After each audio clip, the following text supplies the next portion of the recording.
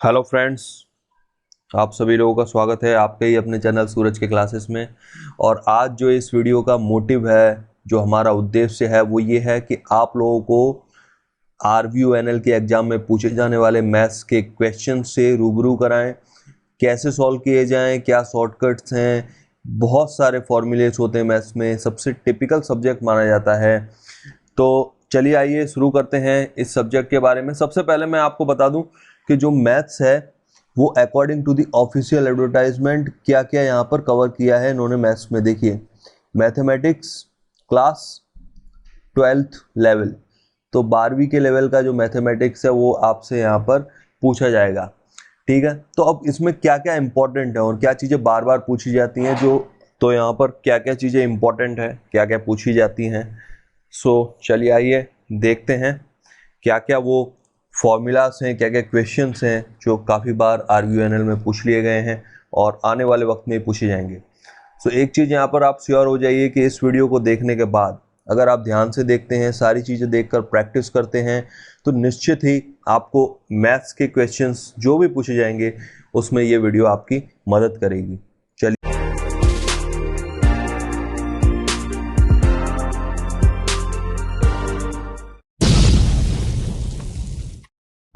तो पहला क्वेश्चन है, यहाँ पर दो मैट्रिक्स के रिलेटेड एक क्वेश्चन पूछ लिया गया आपसे। देखिए क्वेश्चन क्या है, ए जो है इस मैट्रिक्स की कुछ वैल्यू है, बी की कुछ वैल्यू है। आपसे क्या पूछे, ए बी का जो है आपको ट्रांसपोज फाइंड आउट करना है।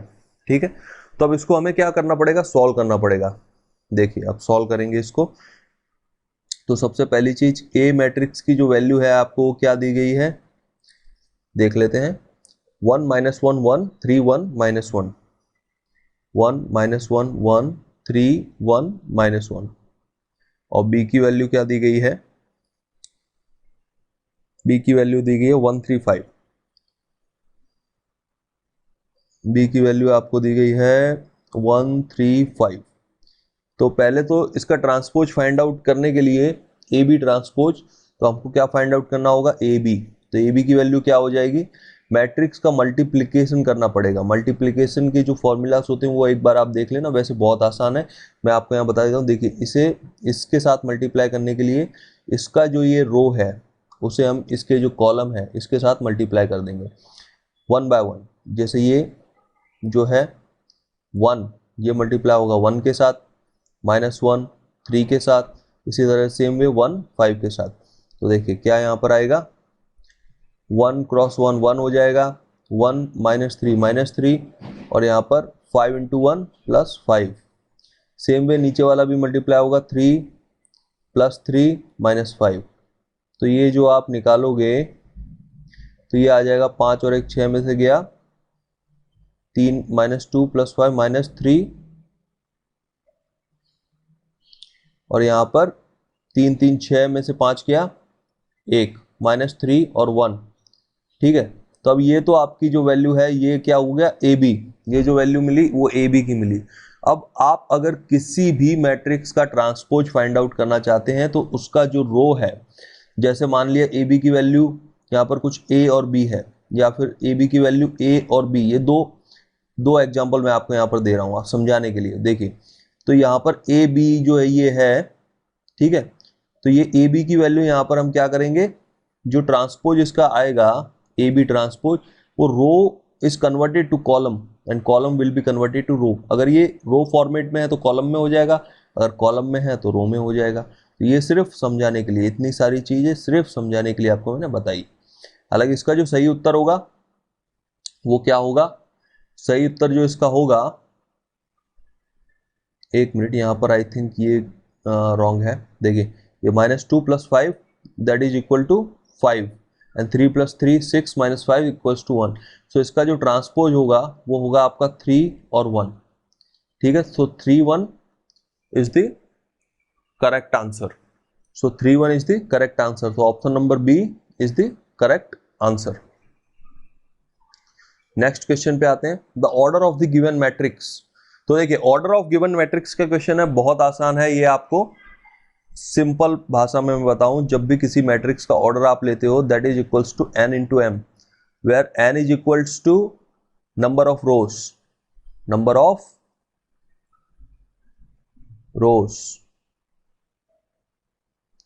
and where m is equals to number of columns.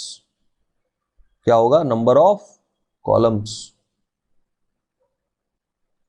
तो जब भी आपसे n into m पूछा जाए तो order of the given matrix, तो इसकी जो वैल्यू है वो सिंपली आप n into m के फॉर्मूले से आप देखिए, यहां पर नंबर ऑफ रोज कितने हैं, this is 1 and this is 2, और नंबर ऑफ कॉलम्स कितने हैं, देखिए this is first column, this is second one, this is third one.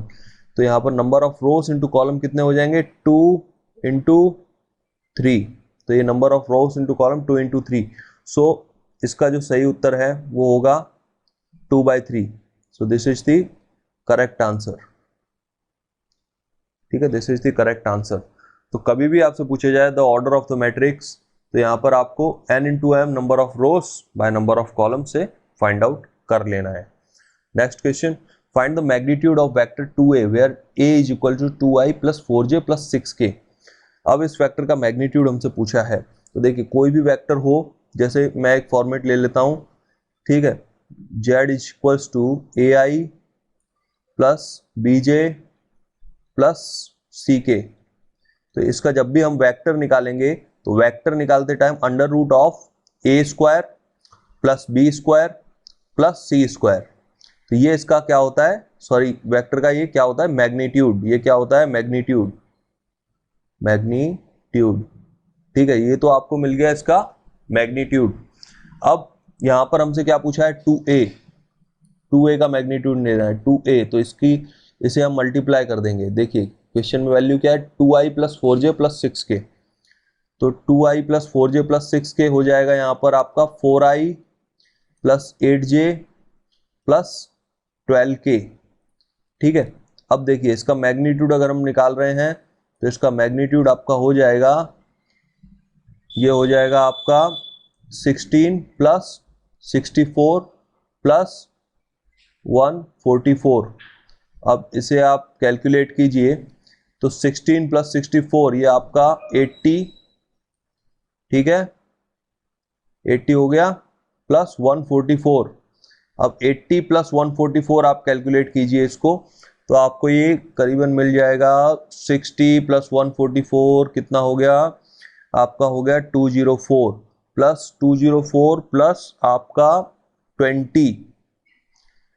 तो आप मान लीजिए यहाँ पर 4 है और ये हो गया 4 2 और ये आपका जाएगा 1224।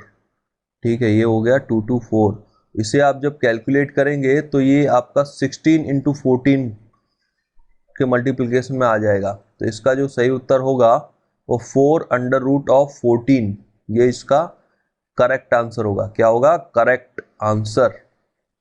तो अब इसका जो करेक्ट आंसर है वो क्या है, 4 अंडर रूट ऑफ 14। तो इस वे में आप कैलकुलेट कर सकते हैं कोई भी वेक्टर रिलेटेड क्वेश्चन जिसमें मैग्नीट्यूड पूछा गया है।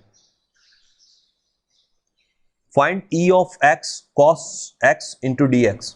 अब इसको फाइंड आउट करना कैसे है, देखिए मैं बता देता हूं। इसे जब फाइंड आउट करने बैठेंगे हम, तो इसे फाइंड आउट करने के लिए सबसे पहले तो आपको u v ऑफ dx का फॉर्मूला पता होना चाहिए। मतलब कि यहाँ पर जब भी आप फाइंड आउट कर रहे हो तो देखिए सबसे पहला एक फॉर्मूला मैं आपको बता देता हूँ इंटीग्रेशन का, u v ऑफ dx। तो इसका क्या फॉर्मूला है, first u into v of dx minus integration of du upon dx and in differentiation of du of dx and integration of, ये आपका हो जाएगा dv upon v into dx। ठीक है, तो ये तो होता है इसका फॉर्मूला इसको फाइंड आउट करने का। तो इसको फाइंड आउट कैसे करेंगे, जब भी आपसे कोई भी ऐसा क्वेश्चन पूछा जाए जिसमें मल्टीप्लिकेशन दिया गया है दो एंटिटीज का, दो एंटिटीज मतलब कि दो जो अलग अलग आपको दिए गए हैं u इंटू वी के फॉर्म में, सो इनका मल्टीप्लिकेशन जब दिया गया है तो उसका फॉर्मूला ये आप अप्लाई कर सकते हैं वहां पे। तो सेम वे यहाँ पर क्या दिया गया है, E raise to X cos of D X. तो ठीक है, तो ये अब इसको सेम फॉर्मूले में रखेंगे, E raise to X cos of cos X होगा, देखिए यहाँ पे कॉस एक्स है, yes cos X into D X. तो अब इसे कैसे फाइंड आउट करेंगे, बहुत सिंपल है। आप इस कॉस एक्स को ना यू मान लीजिए और इसको वी मान लीजिए, ठीक है। अब देखिए बहुत सिंपल हो जाएगा आपके लिए, cos X E raise to X into D X is equal to E raise to x minus D U by D X. Cos X था हमारा, कॉस एक्स का differentiation minus of sine x into E raise to X of D X, ठीक है। E raise to X V is equal to E raise to X, E raise to X का integration E raise to x ही होता है, ठीक है। अब फिर से हम इस पे आ जाते हैं, cos X E raise to X, अगर इसको हम आई मान लें, ठीक है, E raise to X cos X into D X is equal to I, ठीक है। अगर ये आई है, ठीक है, अगर इसकी वैल्यू आई है ऐसा मान के चलते हैं, ठीक है। अब यहाँ पर होगा आपका sine of x E raise to x d x. अब देखिए ये सेम फॉर्मेट में बन गया, इसको फिर से मान लीजिए आप, इसको मान लीजिए u, इसको मान लीजिए v, ठीक है। तो सेम आप फिर से अगर अप्लाई करेंगे तो cos x E raise to x plus यहाँ पर क्या होगा sine x E raise to x minus यहाँ पर साइन x का क्या हो जाएगा cos x और यहाँ पर E raise to X of dx। अब देखिए cos x E raise to X ये ऑलरेडी हमने क्या माना है, i माना है, और यहाँ पर ये हो गया sine x E raise to x और ये हो गया cos x E raise to x, ठीक है। तो ये आपका, तो अब देखिए ये क्या निकल के आ रहा है, ये ऑलरेडी हमारे पास आई था और यहाँ भी आई है, इस आई को यहाँ पर आप ट्रांसफर कर दीजिए, ठीक है। तो ये क्या हो जाएगा 2i, तो आपका यहाँ हो जाएगा 2i equals to cos x E raise to x plus sine x E raise to x. अब ये i की वैल्यू आपको निकालनी है तो 2 हटा दीजिए, 2 यहाँ आ गया, तो ये इसका सही आंसर होगा cos x E raise to x plus sine x E raise to x upon 2। तो इसका जो सही उत्तर होगा देखिए ये वाला होगा cos x E raise to x plus e raise to x sine x upon 2। तो ये इसका क्या होगा, करेक्ट आंसर होगा, ठीक है। समझ में आया, कोई डाउट है तो आप हमें कमेंट बॉक्स में बता सकते हैं। ध्यान रखिएगा हमारा चैनल सब्सक्राइब कर लीजिए, हम इस तरह के वीडियोस आपके लिए लाते रहते हैं। कोई भी एग्जाम आप दे रहे हैं जो लेटेस्ट है, करंट है, अच्छी है, उसके रिलेटेड जो भी प्रिपरेशन का मटेरियल है, जो भी प्रिपरेशन के रिलेटेड क्वेश्चंस हैं उसके रिलेटेड वीडियो, साथ ही इसका पीडीएफ भी आपको नीचे डिस्क्रिप्शन में दिए गए टेलीग्राम ग्रुप के लिंक पर मिल जाएगा। टेलीग्राम ग्रुप आप ज्वाइन कर लीजिए, वहाँ आपको सिंपली फ्री में ये पीडीएफ फाइल मैं अपलोड कर देता हूँ। सिंपली ये वीडियो अपलोड होने के बाद आपको वहाँ मिल जाएगी, तो वहाँ से जाके आप इसे डाउनलोड कीजिए, प्रैक्टिस कीजिए और जो भी एग्जाम की आप तैयारी कर रहे हैं उसे आप क्रैक कीजिए। तो देखिए अब ये मैंने एक थोड़ा सा आपके लिए सिंप्लीफाई करने के लिए कुछ डेरिवेशन और इंटीग्रेशन के फॉर्मूले तैयार किए हैं, तो इस पर एक नज़र डाल लीजिए, ये क्योंकि काफ़ी इंपॉर्टेंट है। इन फॉर्मूले से मैं गारंटी दे सकता हूँ कोई भी इंटीग्रेशन डेरिवेशन का क्वेश्चन आपसे पूछा जाएगा, वहाँ ये निश्चित ही आपकी हेल्प करेंगे। देखिए derivation of x raise to n, आपको पता है एन आगे आ जाता है, x raise to n minus 1, ठीक है। D by D x of f g dash plus g f dash, d by D x of f by g f dash minus f g dash upon g square. F of g x का ये होगा sine x का cos x का minus sign, ten का sec square, cot X का minus cosec square, sec X का sec X into tan X, cosec X का minus cosec X dot cot X. D by D E X का तो ई x होता, अभी हमने देखा लास्ट एग्जाम्पल में। तो ए रेज टू एक्स देखते हैं, तो ए रेज टू एक्स का क्या होता है, A raise to X Elon of A, LN of X का 1 बाय एक्स।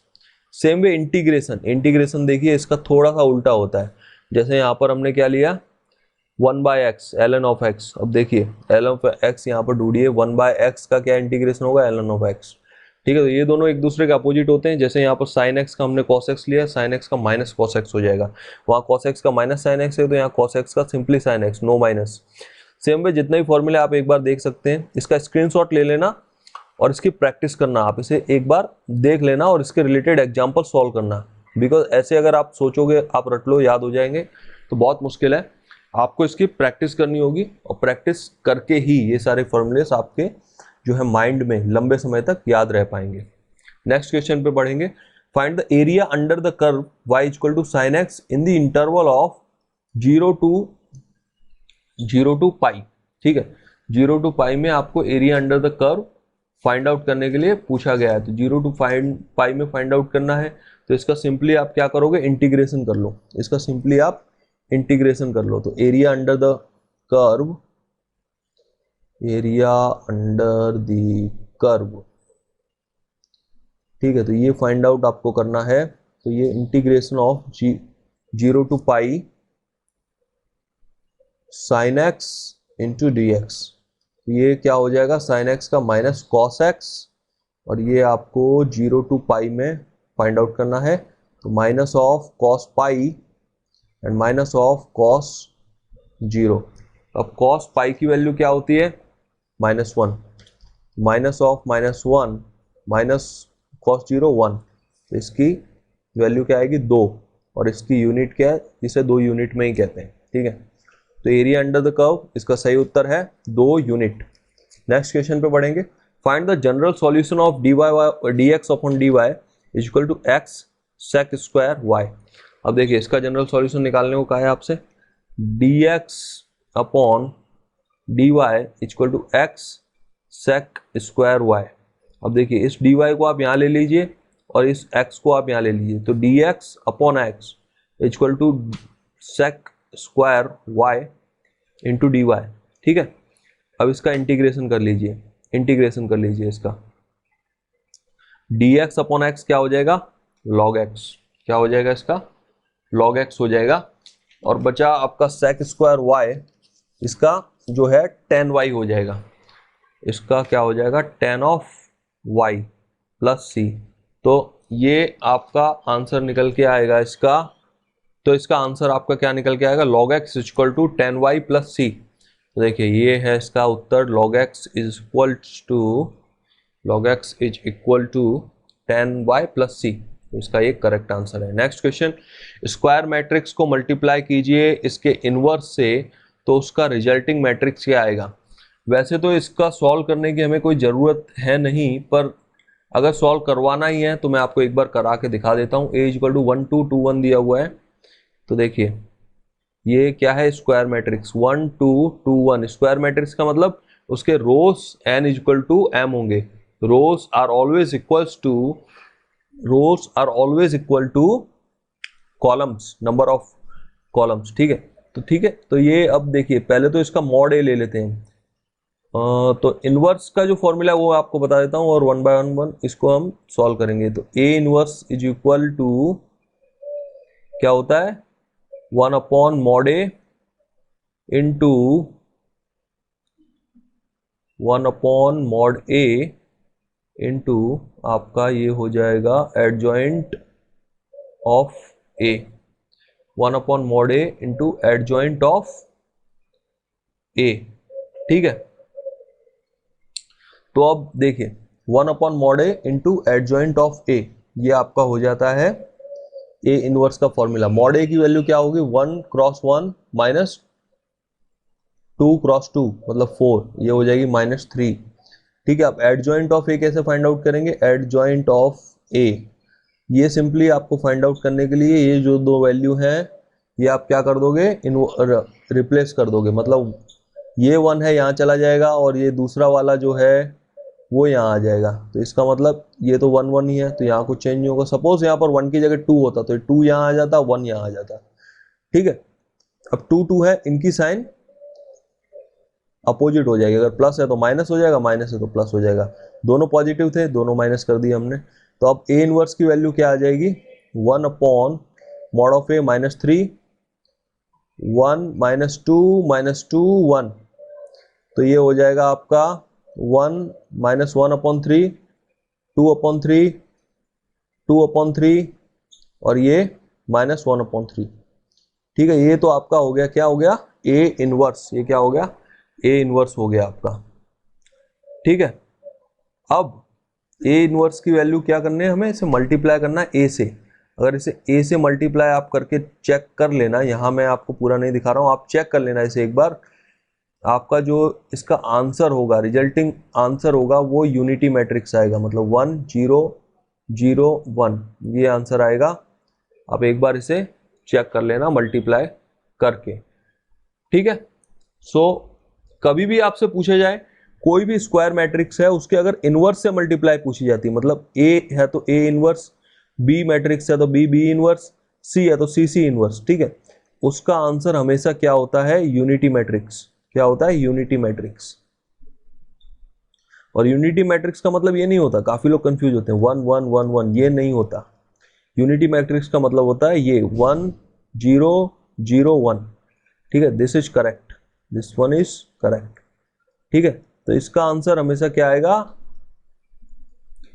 सॉरी यूनिटी नहीं, शायद इसे आइडेंटिटी मैट्रिक्स हम कहेंगे, यूनिटी मैट्रिक्स अलग हो जाएगा, ये आइडेंटिटी मैट्रिक्स है। देखिए एक बार आप चेक कर लेना, एक्चुअली मैं भी थोड़ा सा शायद कंफ्यूज हो रहा हूँ यूनिटी और आइडेंटिटी में, तो आप एक बार देख लेना, आई थिंक आइडेंटिटी मैट्रिक्स है, आप इसे एक बार चेक कर लेना। तो ये इसका आंसर आएगा, ये क्या होगा, इसका आंसर 1 1 0 0, ठीक है, ये इसका आंसर है। जब भी पूछा जाए ये मैट्रिक्स इसका आंसर होगा। 8वें क्वेश्चन पे बढ़ेंगे। If A and B are square matrix then A B transpose, अब ये भी बहुत सिंपल है, ए बी ट्रांसपोज जब भी पूछा जाए और ए और बी स्क्वायर मैट्रिक्स हो, ए और बी क्या हो, स्क्वायर मैट्रिक्स, तो इसका आंसर हमेशा B transpose into A transpose ही होगा, ये इसका आंसर होगा। If A B are the vector such that A और बी की वैल्यू दी हुई है 2 और 6, तो ए क्रॉस बी के बीच जो एंगल है वो क्या होगा, एक्यूट एंगल। तो इसका मैग्नीट्यूड आप तो पहले फाइंड आउट करो, वैसे तो इसका फॉर्मूला मैं बता देता हूं, ए क्रॉस बी अगर आपको फाइंड आउट करना है तो ये क्या होता है वो मैं आपको बता देता हूं, ठीक है। ए क्रॉस बी क्या होता है, तो ये देखिए, ये एक मिनट, ये आप ए बी रख लीजिए, चलिए A B sine theta is equal to A cross B, ठीक है। तो ये इसका फॉर्मूला होता है, ये क्या होता है, इसका फॉर्मूला होता है, दो आपको जब भी वेक्टर्स दिए गए हों उनका जो मल्टीप्लीकेशन है वो ए बी साइन थीटा होता है। अब मैग्नीट्यूड, मैग्नीट्यूड ये किसके इक्वल होगा, मैग्नीट्यूड के इक्वल होगा, तो मैग्नीट्यूड इसका फाइंड आउट करेंगे हम, तो इसको हम सिंपली रख देते हैं A B sine theta is equal to magnitude क्या था, 4 16 16। देखिए सिंपली मैंने डायरेक्ट रखा हुआ है, इससे पहले जो क्वेश्चन आया उसमें भी हमने इसके बारे में डिस्कस किया हुआ है, इसलिए आई होप आपको पता होगा। इसका देखो हमने क्या किया, स्क्वायर किया, इसका स्क्वायर किया, स्क्वायर किया, उसको अंडर रूट में रख दिया, मतलब इसका मैग्नीट्यूड हो गया, ठीक है। अब A B is equal to यहीं पे हमको दिया हुआ है, तो हमने क्या किया, सिंपली ए बी की वैल्यू मैंने आपको बता दी कि ये ए बी साइन थीटा होता है, तो ये मैंने रख दिया और इसका मैग्नीट्यूड रख दिया। अब देखिए ये क्या हो जाएगा, अंडर रूट ऑफ 16 16 32 4 36, और यहाँ पे ए बी साइन थीटा मतलब 6 × 2 साइन ऑफ थीटा, इसकी वैल्यू क्या आ जाएगी 6, और ये 6 × 2 साइन ऑफ थीटा, 6 से 6 क्या हो जाएगा cancel, sine of theta is equal to 1/2, तो थीटा इज इक्वल टू क्या हो जाएगा 30 degree, because sine inverse of 1/2 sine 30 is equal to 1/2 होता है। तो इसका सही उत्तर क्या होगा, ये वाला 30 degree, option number C is correct answer, ठीक है। Next question, let F of X is equal to log X square plus 3x square minus 2x plus 9, तो एफ डैश ऑफ 2 क्या होगा, तो एफ डैश ऑफ 2 के लिए पहले F of x हम देख लेते हैं, log of x square minus, ठीक है, log of x square minus 3x square plus 2, यही है ना, एक बार देख लो, माइनस 2x प्लस 9 है, सॉरी ये माइनस 2x प्लस 9, तो एफ डैश ऑफ एक्स पहले ले लेते हैं, एफ डैश ऑफ एक्स क्या हो जाएगा, लॉग एक्स स्क्वायर को क्या मैं 2 log x लिख सकता हूँ, लिख सकता हूँ, जैसे क्या लिख दूंगा 2 log x, तो 2 log x के हिसाब से ये 2/x हो गया, ये इसका हम क्या कर रहे हैं, एफ डैश का मतलब इसका डेरिवेशन कर रहे हैं, इसका क्या कर रहे हैं डेरिवेशन, माइनस 6x माइनस 2। अब देखिए आपको स्पीड आनी चाहिए, आपको ये सारी चीजें पता होनी चाहिए, क्योंकि मैंने इससे पहले भी इसके एग्जांपल्स ले चुका हूं, तो डेरिवेशन इंटीग्रेशन अब तक आई होप आपको क्लियर है, ठीक है। तो अब एफ डैश ऑफ 2 मैं सिंपली यहाँ पर x की जगह 2 रख देता हूँ, माइनस 6 ऑफ 2 माइनस 2, ठीक है, तो ये 2 से 2 कैंसल, ठीक है, 6 दूनी 12, 12 और 2 ये कितना हो जाएगा, आई थिंक हमने कहीं गलती की है, ये प्लस 3x स्क्वायर है, यस ये प्लस 3x स्क्वायर है, तो ये हो जाएगा आपका 1 + 12 - 2 तो इसका क्या उत्तर आएगा, 11 इज द करेक्ट आंसर। तो ये अब फटाफट होने चाहिए, एक मिनट से भी कम लगना चाहिए। इस तरह के क्वेश्चन को आपको एग्जाम में सॉल्व करने के लिए 1 मिनट से भी कम वक्त लगना चाहिए। सिंपली ये देखकर ही आपको पता लग जाना चाहिए, यहाँ से सिंपली आपके माइंड में ये कैलकुलेट करने की भी जरूरत नहीं, माइंड में ही पूरा कैलकुलेशन आपका आ जाना चाहिए। Find the value of sec x tan x, एक मिनट, ये शायद रॉन्ग है थोड़ा, ये sec x आएगा, ये sec x है, ये क्या है sec x। तो अब देखिए इसको हम सॉल्व करेंगे, क्या हो जाएगा sec square x minus tan square x। sec square x आपको पता है 1 प्लस tan स्क्वायर x होता है, minus tan square x, tan से tan कैंसल, इसकी वैल्यू क्या आएगी 1, इसकी वैल्यू क्या आ जाएगी 1। तो सॉल्व नहीं किया हमने, इसलिए वो पेज खाली छोड़ दिया है। अब देखिए जनरल सॉल्यूशन पूछा है आपको 3y dy of dx minus 2x। तो अब इसका जनरल सॉल्यूशन निकालेंगे, 3y dy ऑफ dx। ऐसा एक क्वेश्चन आ चुका है पहले, आपने देखा होगा, ऐसा एक क्वेश्चन आ चुका है, बताऊंगा मैं कैसा था वो और इसमें क्या फर्क है। देखिए इसमें क्या है, dy ऑफ dx के साथ कुछ दिया हुआ है और उसमें वो दिया हुआ नहीं था। देखिए ये हो गया माइनस 2x, ठीक है। अब देखिए आप इसको ऐसे भी तो लिख सकते हो, ये आप 3y के साथ dy रख लो और ये 2x के साथ dx रख लो। अब इस दोनों का आप क्या कर लो, इंटीग्रेशन, कांस्टेंट कांस्टेंट बाहर आ जाएंगे, तो इंटीग्रेशन जब आप इसका करोगे तो ये हो जाएगा y स्क्वायर, ठीक है, upon 2, 3y square upon 2 is equal to minus 2x square upon 2, 2 से 2 कैंसिल, प्लस c, तो 3y square upon 2 plus X square upon, sorry upon कुछ नहीं आएगा, plus X square is equal to C, ये इसका सही आंसर होगा।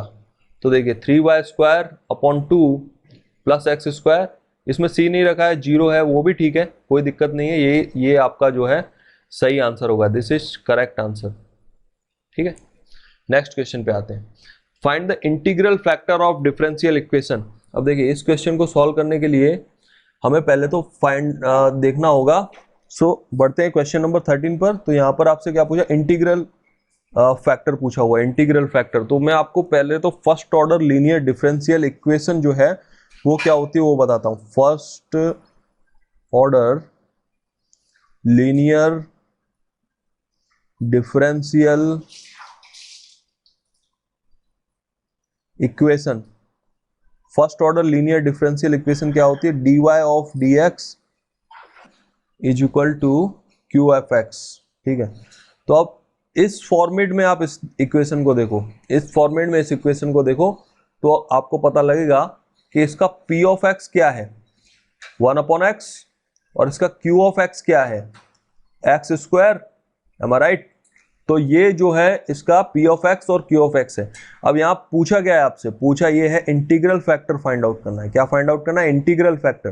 तो e raise to integration of p of dx, ये क्या होता है, किसी भी लीनियर डिफरेंशियल इक्वेशन जो फर्स्ट ऑर्डर की है उसका इंटीग्रल फैक्टर ये होता है, इसकी ये जो वैल्यू है वो ये होती है, ठीक है। तो e रेज टू यहाँ पर p 1 upon x into D X, so E raise to log X हो जाएगा ये, और इसकी वैल्यू क्या हो जाएगी x। तो इसका करेक्ट आंसर क्या होगा x, इसका करेक्ट आंसर जो आपका होगा वो x होगा। If the side of the cube is 3 centimetre, it is known that the side changes at the rate of 2 centimetre per second, then the rate of the change of volume of the cube is, ठीक है। अब देखिए कोई भी cube है तो उसकी volume क्या होती है, L cube, L into L, ये इसका वॉल्यूम का फॉर्मूला है। अब देखिए कोई भी फंक्शन अगर यहाँ पर v अगर f ऑफ l का फंक्शन है तो इसका dv अपॉन dt क्या हो जाएगा, dv अपॉन dt इसका क्या हो जाएगा, dv upon dl into dl by dt, ठीक है। तो ये हो जाएगा dv upon dt equal to dv upon dl। तो v की वैल्यू यहां पर क्या है, L cube by dl into dl upon dt, अब देखिए ये क्या हो जाएगा 3l square into D L upon D T, क्या हुआ दिया हुआ है 2 दिया हुआ है, 2 सेंटीमीटर पर सेकेंड की स्पीड से इसकी जो लेंथ है वो चेंज हो रही है, ठीक है। सो dv अपॉन dt, तो इसकी वैल्यू क्या हो जाएगी 3, l की वैल्यू रख दो यहाँ पर। l की वैल्यू क्या दी हुई है आपको, l की वैल्यू आपको दी हुई है 3, तो 3 स्क्वायर क्या हो जाएगा 9 इंटू 2, तो 27 इंटू 2 ये क्या हो जाएगा 54। तो इसका करेक्ट आंसर क्या आएगा, करेक्ट आंसर है इसका 54, इसका करेक्ट आंसर 54 है, ठीक है। नेक्स्ट देखते हैं the value of integration of dy upon under root of 1 minus Y square. Simply यही सॉल्व कर लेते हैं इसको। देखिए कोई भी इंटीग्रेशन दिया है आपको dy upon under root of A square minus Y square, क्या होता है sine inverse of y upon A. तो यहां पर हम क्या रखेंगे साइन इनवर्स ऑफ, यहां पर a की वैल्यू क्या है 1 है, तो sign inverse of y 1 to 0, ठीक है। तो sign inverse of 0 minus sign inverse of 1, तो अब देखिए साइन इनवर्स ऑफ 0 क्या हो जाता है 0 माइनस साइन इनवर्स ऑफ 1 1, ठीक है। Sine inverse of 1 is sine inverse of 1 only, तो minus of sine inverse of 1 इसका जो है करेक्ट आंसर है। तो ये देखिए इसका जो करेक्ट आंसर है वो ये है minus of sine inverse of 1, ठीक है, ये इसका करेक्ट आंसर है। सो फ्रेंड्स ये तो था हमारा आज का मैथ्स का वीडियो। इसमें आपको मेन जो डिफरेंशियल इंटीग्रेशन के क्वेश्चन है वो हमने आप सॉल्व करके दिखाए, फॉर्मूलाज आपको बताया इंपॉर्टेंट, और कुछ जो है मेथड्स बताई। होपफुली आपको ये पूरा वीडियो समझ में आया होगा। सो अब आप क्या करेंगे, अब इस वीडियो को आपको क्या करना है शेयर करना है ज़्यादा से ज़्यादा लोगों में, जिससे कि ज़्यादा से ज़्यादा स्टूडेंट्स की मदद हो सके। अगर आप इसका पीडीएफ देखना चाहते हैं, इस वीडियो का जो पीडीएफ है वो आपको हमारे टेलीग्राम ग्रुप पे मिल जाएगा, टेलीग्राम ग्रुप पे मिल जाएगा, जिसके लिंक नीचे है। अगर लिंक पे नहीं जा रहे हो तो डायरेक्टली टेलीग्राम पे @ सूरज के क्लास SURAJKCLASSES, क्या आप टेलीग्राम पे लिखोगे @SURAJKCLASSES, ये लिखना आप, ये करेक्ट स्पेलिंग है। इस पर आपको हमारा ऑफिशियल चैनल मिल जाएगा जहां पर आपको इस वीडियो का पीडीएफ, इसी के साथ इससे पहले जितने भी RUNL के वीडियो बनाए गए हैं मैथ्स पर, इंग्लिश पर, हिंदी पर, जीके पर, टेक्निकल पर, नॉन टेक्निकल, एक पूरा पेपर भी सॉल्व किया, वो सारे पीडीएफ आपको इस चैनल पे मिल जाएंगे, ठीक है। इसी के साथ आप हमें इंस्टाग्राम पे भी फॉलो कर सकते हैं। इंस्टाग्राम पे आपको लिखना है सूरज के क्लासेस, सूरज के क्लासेस, ठीक है। हमारा जो ये सूरज के क्लासेस स्पेलिंग आप देख लेना, ये सेम रहेगा। इंस्टाग्राम पे जाओ आप, या तो इस पे जाओ टेलीग्राम पे, और अगर आप फेसबुक पर देखना चाहते हैं तो फेसबुक पर भी सूरज के क्लासेस पेज है हमारा, सूरज के क्लासेस, उस पर जाना, वहां पर भी आपको जितने भी अपडेट्स है एग्जाम के रिलेटेड मिलते रहते हैं, मैं डालता रहता हूं, ठीक है। सो फ्रेंड्स आज की इस वीडियो को यहीं खत्म करते हैं, नेक्स्ट वीडियो में आपसे मिलता हूं, तब तक के लिए अपना ध्यान रखिए, सुरक्षित रहिए। जय हिंद, वंदे मातरम।